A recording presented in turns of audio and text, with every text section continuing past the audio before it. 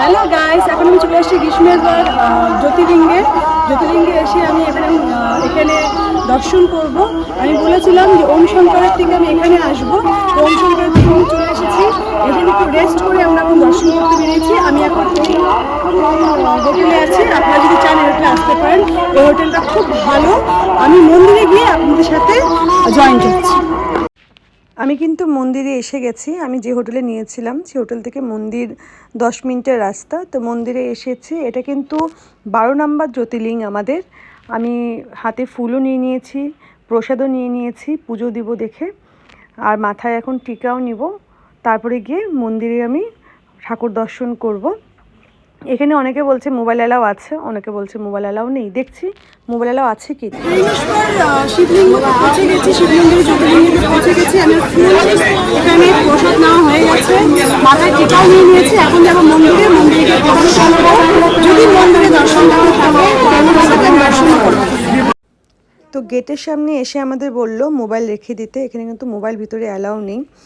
আর আমি সেজন্যই আপনাদের এই পোস্টারটা দেখাচ্ছি। এখানে আসলে কি কি ফুল প্রসাদ ঠাকুরকে দিতে পারবো সেগুলো এখানে দেওয়া আছে, আর মোবাইল অ্যালাউ নেই সেটাই এখানে দেওয়া আছে। আমি এখন গেটটা আপনাদের দর্শন করাবো, আপনারা দর্শন করুন। লেখাই আছে দেখুন, শ্রী গিরিনেশ্বর জ্যোতির্লিঙ্গ। আমাদের গিরিনেশ্বর মন্দিরের পাশেই একদম লাগানোই আর একটা শিব মন্দির আছে। তো আমি ভাবলাম এইটা আপনাদের সাথে শেয়ার করি, আপনাদের সাথে দর্শন করাই, আপনাদের দেখাই। অনেকের পরিবারেই আছে যারা দর্শন করতে চায়।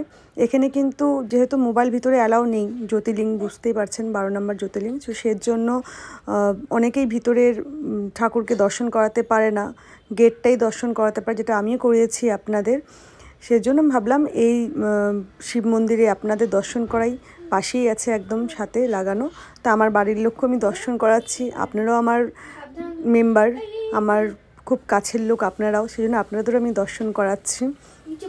আমিও ভগবানকে বলছি সবাইকে ভালো রাখুক, সুস্থ রাখুক, আমার পরিবারকেও ভালো রাখুক। এখন আমি চলে যাব শিব মন্দিরের ভিতরে। এই যে মন্দির, এটা হচ্ছে শিবলিঙ্গ। আমি প্রণাম করছি, প্রণাম করে নিয়ে ঠাকুরের কাছে বলছি সবাইকে ভালো রাখুক। দেখুন শিবলিঙ্গটাকে কত সুন্দর লাগছে দেখতে, কত ভালো লাগছে। আপনারাও বলুন হর হর মহাদেব।